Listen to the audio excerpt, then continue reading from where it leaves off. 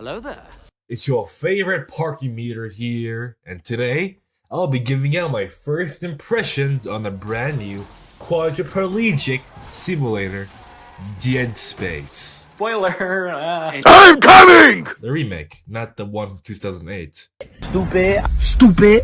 Stupid. Stupid. Stupid. Stupid. Stupid. Let me tell you my experiences with the games. I played and loved the first one.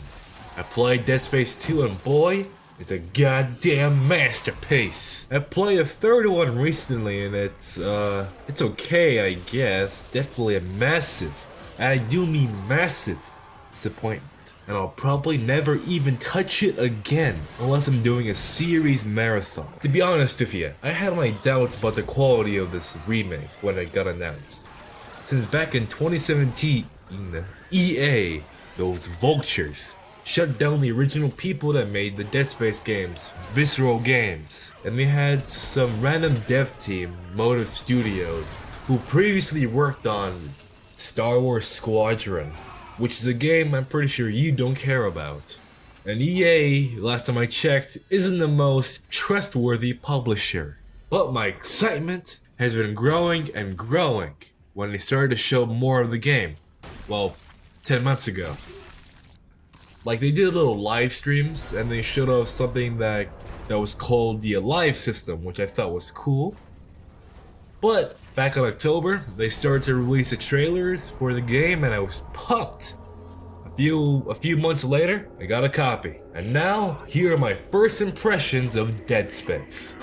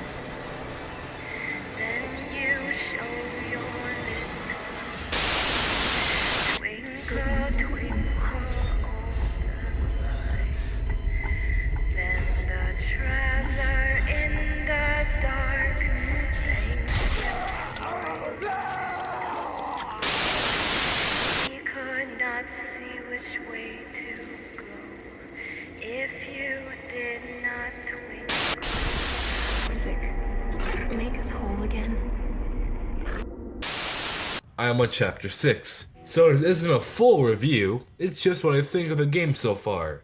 So are you ready to make us whole again? Because I am. This game is absolutely beautiful. I mean seriously, well done. This game is what I consider a true next-gen experience.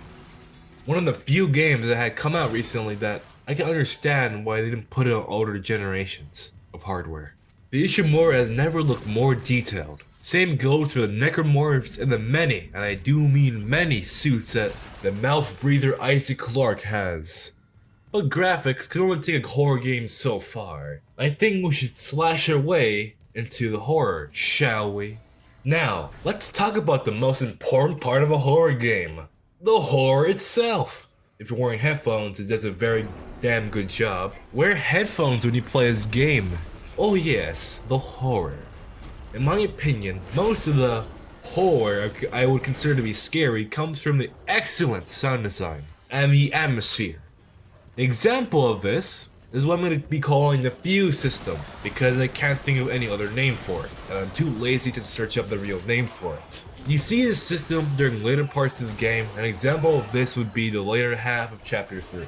You see some fuses, and you have to divert power from the lights or the life support system to fuel an engine. And since I personally hate being on a timer, I chose to turn off the lights, and man, it's so tense hearing the scratches on the walls and whispers from an unknown source, the footsteps of a nearby necromorph. And when they finally notice you and scream, it's so alarming, especially if you have your headphones at max volume. Man, then you panic not knowing where their exact location is, so you have to rely on what side you heard the sound from. Then boom! More of them appear and attacks you. It's such a rush of emotions, man. And that's the type of horror I love. In more simpler words, it's not what the It's not the darkness that scares me, it's the fear of not knowing. And the atmosphere is so good. For example, the Ishimura is very haunting. It's old, decaying, many of the lights stop working. There's sometimes fog that hides the presence of the necromorphs. An example of this would be in Chapter 2. And the whispers I mentioned. All the times they try to tell you make us whole. And the graffiti that adds a lot of good world building and shows the decreased insanity of the crew inside the Ishimura. Some pretty good audio and text logs. And you want to know more about the Church of not Scientology, Unitology. May Altman be praised. Also, the most important part of a horror game, besides the horror, is the gameplay and how does it feel. Gameplay in this game is pretty nice and very faithful to the original, which I'm glad Motive done because some remakes ruin the gameplay. But they did change some stuff, like the weapons. The post-rifle secondary fire is now a proximity mine that functions like a grenade launcher secondary weapon from Dead Space 2. And it's no longer whatever that spinny thing was. I don't know why they added that to the original, but it's just funny. The force gun will peel the flesh of the necromorphs, making them bones, and making it easier to disarm them. Get it? But don't underestimate these walking dead. If you let them, they will send your heavy metal plated ass to the shaft. Well, pieces of you at least. Isaac also takes a lot more damage, and there's a certain mechanic I'll expand on in a bit. The gameplay is mostly the same old Dead Space, but with more quality of life improvements. Like you can change the controls to Dead Space 2 if you want to get the classic feeling. And that's not a bad thing at all. It's actually a very good thing if it's one of the many things that shows how faithful the remake is. Well, at least so far. I'll get back to you on that one. Now the new stuff. There is a bunch of new stuff in this remake, and it finds a way to also be super faithful. Once again, props to the people at Motive. But I want to detail some of the new stuff I encountered since, you know, what's the point of buying a remake if nothing changes? Let's get the obvious out of the way. Isaac Clarke now has a voice in this game, which at first I wasn't really the biggest fan of. Since I liked the immersion of having a silent protagonist in the original game. Though I will admit, it wasn't very realistic at some points. Like how Isaac just blindly goes along with orders, or doesn't have a reaction when he saw a necromorph for the first time. But now that he has a voice, being reprised by the legendary Gunnar Wright, who I hope you know, who voiced Isaac Clarke in Dead Space 2 and 3. I think he's handled pretty well in this game, because you can still get immersed into his character, since he only talks when spoken to. He's not gonna blur out some random quip, at least in gameplay. He only has dialogue if he's talking with another person. No other instance. There's also some new cutscenes, which are pretty cool, but that's all I have to say on that. The necromorphs have a new mechanic, where the more you damage them, the more their skin and flesh starts to come off, showing how much health they have. And besides it looking very cool and gory, it serves a nice purpose so you know which ones to prioritize in combat. Their strongest form is where they have all their skin, the weakest form is when they're nothing but bone, obviously. My favorite change would be the new system they added, which works like this. Say you haven't fought an enemy in a while, the system might spawn a necromorph to come out and get you. Or increase the fear factor by busting open an event that makes you think there's a necromorph there, but there really isn't. So it constantly keeps you on your toes. There's hundreds of these things that could happen since the system is not scripted, it's random, making more replayable and offering a bunch more scares. That's mostly all the major changes here, but I will talk about the less important ones. Nicole is aged a bit, looking like a 39-year-old woman. Kendra is like, I think a bit more sarcastic, I can't really tell, but she's definitely less of a bench. Some of the lines of dialogue are different. Obviously, it's a remake. When Isaac meets Hammond, or any other character in the game, he takes off his helmet. Isaac's face has changed to look more like his voice actor. Same goes for Nicole. The node system is only used in the bench for gun or suit upgrades, and can no longer be used to open locked doors.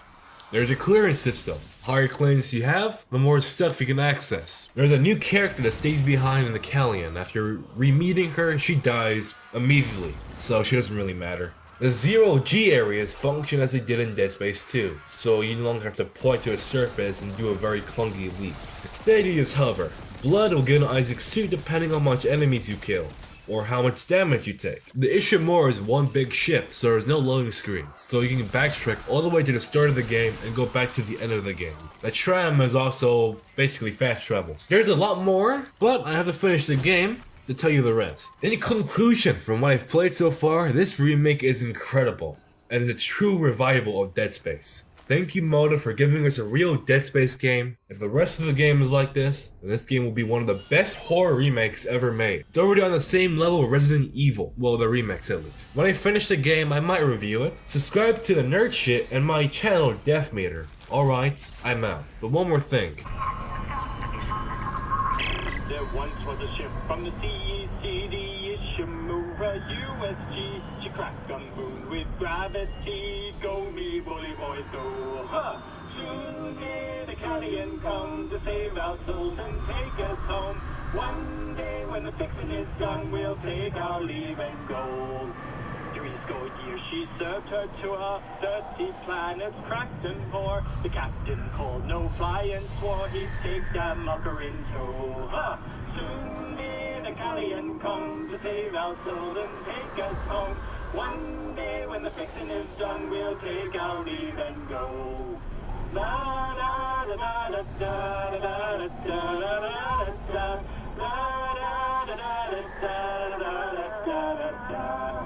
Before the ship could set on home, tragedy struck and the colonies are gone. The old red monster done them wrong and brought the miners low. Huh!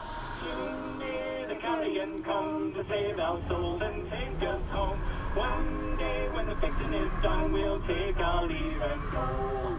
The ghouls aboard a mystery spoke of immutology. The captain swore he'd keep his creed and drag his crew down so. Ha! Soon may the Callion come to save our souls and take us home. One day when the fixing is done, we'll take our leave and go.